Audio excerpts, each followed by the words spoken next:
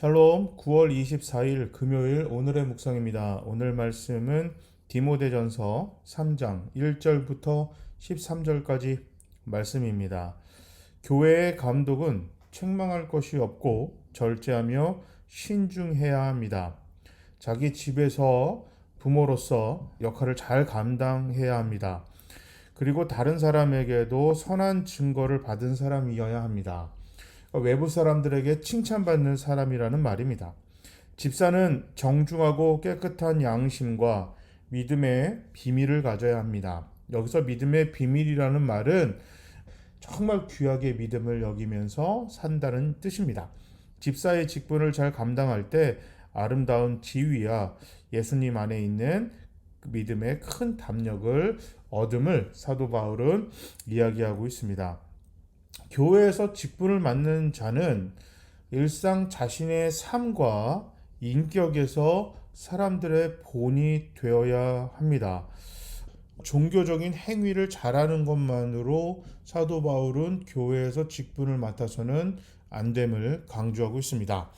교회 안에서는 칭찬받을 수 있는데 가정이나 그가 살고 있는 지역, 일하는 직장에서 좋게 평가받지 못한다면 교회에서 직분을 받으면 안 된다고 사도 바울은 이야기합니다. 살고 있는 지역에서 인정받고 칭찬받아야 합니다. 이것이 중요합니다. 이거는 그의 사회적인 신분과 지위와 상관없이 일상 삶에서 얼마나 본을 보이면서 말과 행동이 일치하고 인격적으로 다른 사람을 존중하고 대하고 있는지가 중요함을 바울은 이야기하고 있습니다. 왜냐하면 교회에서 직분은 교회를 올바로 세워가기 위해서 필요한 것입니다. 예수님의 공동체가 복음을 전하기 위해서 존재한다는 것이 사도 바울의 교회관입니다. 그렇기 때문에 교회에서 일을 맡는 자는 복음을 전하기에 적합한 자가 교회에서 세워져야 한다고 사도 바울은 주장하고 있습니다. 그렇기 때문에 교회에서 아무리 칭찬을 받아도 가정에서 다른 구성원들이 인정하지 않거나 지역에서 저 사람을 손가락질하거나 직장에서 그 사람이 바르게 행동하거나 인정받는 삶을 살지 못한다면 복음이 전해질 수 없기 때문입니다. 교회에서 직분을 받는 사람들의 가장 중요한 점을 세상에서 칭찬받는 사람, 세상에서 많은 사람들에게 존경받는 사람, 그리고 적어도 말과 행동이 일치하는 사람이어야 한다는 것이 사도 바울의 주장입니다. 여기서 말하는 감독은 각 교단마다 조금씩 해석하는 게 다르긴 하지만 적어도 목회자임은 분명합니다. 감리교는 감독이라는 제도를 두기도 하지만 디모데도 감독의 역할을 하는 그 위치였거든요. 그러니까 목회자라고 보시는 게 훨씬 좋고요. 집사는 우리가 알고 있는 교회에서 일하고 행정직을 맡는 그런 분들을 이야기합니다. 공통점이 있어요. 아까 얘기했듯이 주변에서 인정받고 칭찬받고 삶의 본이 되는 사람, 교회가 나가서 복음을 전해야 하는데 이들이 뭐 밖에서는 손가락질 당하면서 교회 안에서만 인정받으면 그런 교회를 세상이 인정할 수 없습니다. 인정하기 어렵죠. 미국의 그 노스 포인트 철치 교회를 담임하고 있는 그 앤디 스탠리 목사가 미국에서 컨퍼런스 하는데 이런 얘기를 했습니다. 자기네 교회에서 디컨, 그러니까 집사님이죠. 집사님 이상의 직분을 교회에서 임명하려고 하면 가장 중요하게 보는 포인트가 주변 직장 동료들, 또 가족 다른 구성원들, 그분이 살고 있는 그 동네 주민들에게 이 사람에 대한 평가를 무작위로 받는다고 합니다. 비밀이 보장된 상황에서 그 사람에 대해서 평가해 주세요 라고 이메일과 편지를 보내고 그 평가를 받아서 90점 이상의 평가를 받아야만 그 사람이 집사나 장로로 임명받을 수 있다. 그러니까 자격 요건이 주변 사람들의 10명 중 9명은 이 사람이 크리스찬으로서 인정할 만하다. 그런 사람이 집사님, 장로님 후보로 등록될 수 있다. 그런 얘기를 하는 걸 보고 정말 깜짝 놀랐습니다. 한국 교회의 현실과는 좀 많이 다르죠. 한국 교회는 교회에 열심히 봉사하시는 분들이 직분을 맡죠. 그리고 뭐 교회 오래 다니면 그냥 직분을 받습니다. 그런데 이 교회는 교회에 얼마큼 오래 다녔는지, 물론 교회 봉사, 헌금 이 모든 것들도 고려 대상입니다.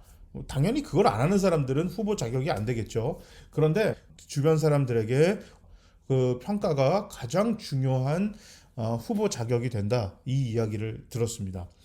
어떤 분이 질문했어요. 이렇게 너무 까다롭게 하면 성도들이 많이 안 하려고 하지 않을까요? 그리고 수가 많이 적지 않을까요? 그 교회는 굉장히 커요. 예배 참석 인원만 10만 명이 훨씬 넘어가기 때문에 그렇게 큰 교회에 이렇게 까다롭게 하면 이거 사역자들이 있을까? 이렇게 그 궁금하잖아요. 그 질문을 했더니 그 목사님이 하시는 말이, 교회에 직분자가 많다고 그래서 그 교회가 건강하고 복음을 전하는 교회가 아닙니다. 교회가 아무리 커도 복음을 전하는데 적합하지 않은 사람들이 교회의 직분을 맡고 있다면 그건 오히려 교회가 복음을 전하는 가장 중요한 역할을 감당하고 있지 않다, 이거에 대한 명백한 증거입니다. 이 얘기를 했습니다. 직분자가 많은 것이 그 교회의 자랑이 아니라 직분에 걸맞는 사람들이 제대로 세워지는 교회가 복음에 적합한 교회입니다. 그 이야기를 듣고 굉장한 도전을 받았습니다. 오늘의 묵상을 준비하면서 제 자신 스스로도 한번 반성해 보는 거예요. 나는 과연 복음에 적합한 목사인가? 신학교를 다녔고 그 목사고시 시험을 통과했고 그 다음에 목사 안수를 받고 목회자가 되겠다는 사명감이 있기 때문에 그냥 목사가 자연스럽게 된 거 아닌가라는 생각을 한번 해봤습니다.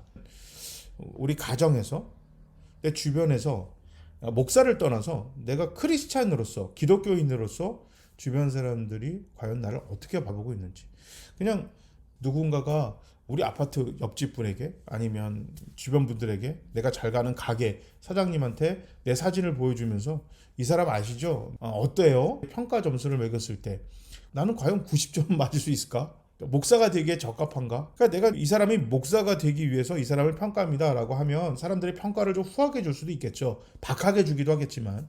근데 그런 거 없이 그냥 평가를 한다면 하루하루의 일상 삶에서의 나는 과연 어떤 사람인가?